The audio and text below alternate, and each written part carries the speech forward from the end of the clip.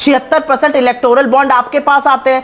जो पैसा देता है वो आप ही को पता रहता है, ऐसी आपने विधि बनाई है। जो नहीं देता उसके यहाँ रेड हो जाती है। तो सब लोग जानते हैं लबालब पैसे से आप है। हम तो छोटे लोग हैं, छोटे शहरों से, हम तो महाराजगंज से आते हैं। आप बड़े बड़े ONGC के डायरेक्टर रहे, आप दिल्ली में रहते हैं, आपसे कौन मुकाबला कर सकता है? अरे आप तो कहां छपवाते होंगे। बीच में ना बोले, प्लीज शांत रहें, इतना बौखलाइए मत, बौखलाइए मत। आपका कहां से टपकता है? प्रार्थना भी करिए। हाँ, प्रार्थना मुंह बंद करके करिए, अपनी जो चोंच है उसको बंद कर लीजिए, फिर प्रार्थना करिए।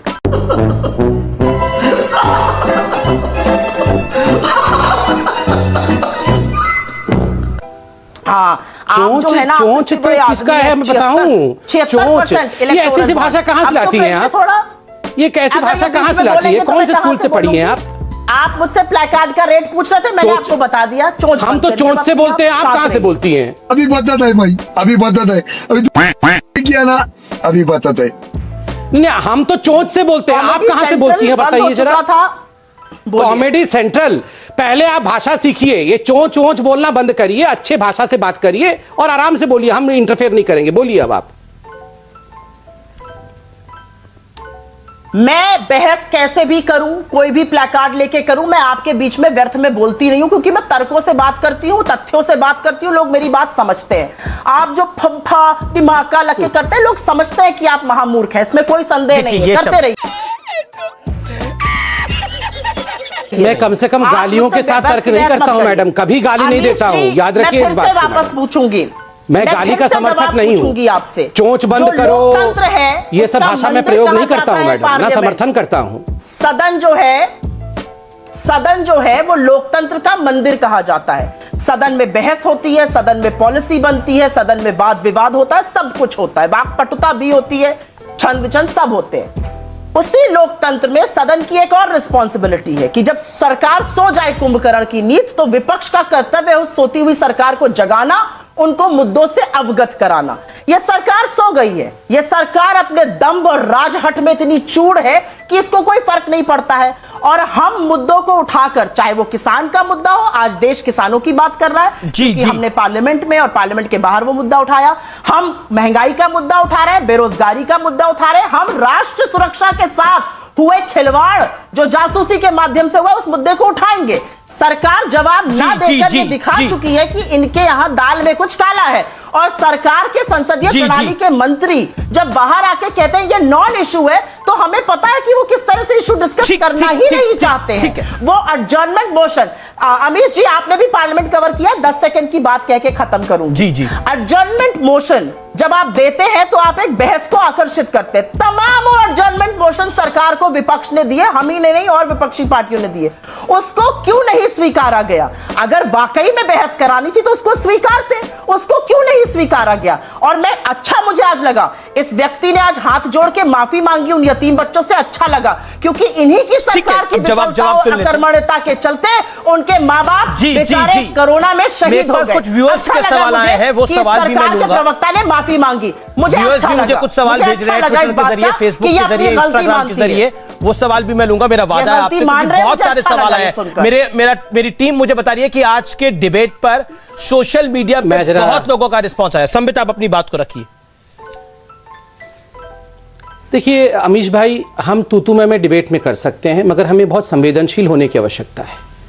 मैंने यतीम बच्चों के लिए बिल्कुल कहा कि ये दायित्व है, हम सब पॉलिटिशियंस का दायित्व है कि उनके भविष्य को हम सजोएं। कितने बच्चे यतीम हो गए, कितने लोगों के बुढ़ापे का सहारा चला गया। मैं इंतजार करता हूं, ये बुरा बोलने फिर मैं बोलूंगा, बहुत ही सेंसिटिव इश्यू पे मैं बोल रहा हूं, मैं इंतजार करना पसंद करूंगा, मैं चिल्लाना पसंद नहीं करूंगा। ठीक है, सुप्रिया आपने अपनी बात को रखा। संबित में क्यों पॉइंट? क्योंकि आप मेरे बीच में बोल रहे थे, अब आपको बुरा क्यों लग गया? आप तो मेरे बीच में लगातार बोल रहे थे। कोई नहीं, मैं इंतजार करूंगा, आप और बोल लीजिए, मैं आप और 20-50 सेकंड बोल लीजिए, फिर मैं बोल लूंगा, मुझे कोई आपत्ति नहीं है। डर गई जी कोई आपत्ति नहीं। मैं भी ईश्वर से प्रार्थना कर रही हूं कि ईश्वर आपको सद्बुद्धि दे, मोदी जी को सद्बुद्धि दे कि इस देश से माफी मांगे जो आपने किया कोरोना काल के दौरान। क्या बात, ये बात है। ईश्वर आपको वो ठीक, सद्बुद्धि ठीक, दे। ठीक, आज आप thank you। यतीम बच्चों के बारे में सोच रहे हैं, ठीक। अच्छी बात है, अच्छी शुरुआत है। उन बुढ़ापों के बारे में भी सोचिएगा, बूढ़े लोगों के बारे में जिनका पूरा बुढ़ापे का सहारे चले गए कई जगह चलिए। आपकी अकर्मण्यता और ठीक। विफलता के कारण। अगर तो जरूरी है समाप्त कि हो गया हो भगवान अमित आपको भाई ये तो मैं बोल सद्बुद्धि दे सकता कि हूँ। जैसे 50 सद्बुद्धि सेकंड आगे मैंने इनको बढ़े। दिया अपने समय में से निकाल करके। आपने भी रिचुअल पूरा कर मैंने दिया, इनको आपने निकाल भी करके बोल अपना दिया। 1 मिनट दे दिया है। अब मैं बात कर लूं। बोलिए संबित। अब बोल ना चोट। देखिए अमीश भाई, संवेदनशीलता सबसे बड़ी बात होती है और मुझे बहुत तकलीफ होती है। हम सांसद नहीं हैं, हम दोनों ही सांसद के चुनाव में हारे हैं, मगर इसका अर्थ ये नहीं है कि हम पॉलिटिशियन नहीं हैं और इसका अर्थ ये नहीं है कि कोरोना के विषय को लेकर इस प्रकार से हम एक असंवेदनशीलता दिखाएं। मुझे आश्चर्य होता है कि वाकई हमारे सांसदों को बच्चों के ऊपर चर्चा करनी चाहिए थी और मैं तो बोलता हूं कि हमारे लिए इस प्रकार की धारणा नहीं आनी चाहिए बच्चों के मन में कि ये कैसे पॉलिटिशियन है आज हिंदुस्तान में। ये देखिए, यहां डिबेट में भी प्लकार्ड उठाएंगे, यहां भी कागज फाड़ के फेंकेंगे। पार्लियामेंट, ये जो व्यवहार है, क्या जनता जनार्दन जान नहीं पा रही है? कुछ समझ नहीं पा रही है? राहुल गांधी को कोरोना का क समझ में आता है? राहुल गांधी को किसानों का कोई विषय उसको कुछ समझ में आता है?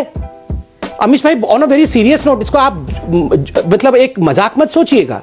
Does Rahul Gandhi understand serious politics?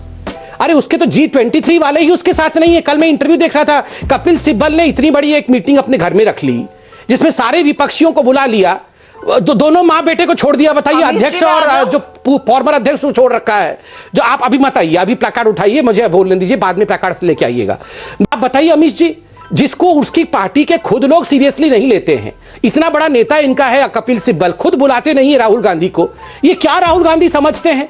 और ये सारे लोग चले हैं उठा करके राहुल गांधी को बचाने के लिए कि हम सब राहुल गांधी के गुड बुक्स में आएंगे।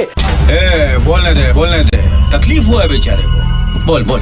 प्लकार्ड उठा के राहुल गांधी को बचा। अमीश भाई, कागज निकाल के लिख लीजिए, ये सैटेलाइट लॉन्च नहीं हो सकता है, नहीं हो सकता है राहुल गांधी नामक सैटेलाइट लॉन्च। चाहे आप कागज उठा करके फेंकिए, चाहे बाजवा जी सीट के ऊपर कितना भी कुछ उछल कूद कर ले, कुछ भी कर ले, ये बाजवा जी ये नहीं, मत आइए, अभी आप प्लकार्ड उठा के रखिए।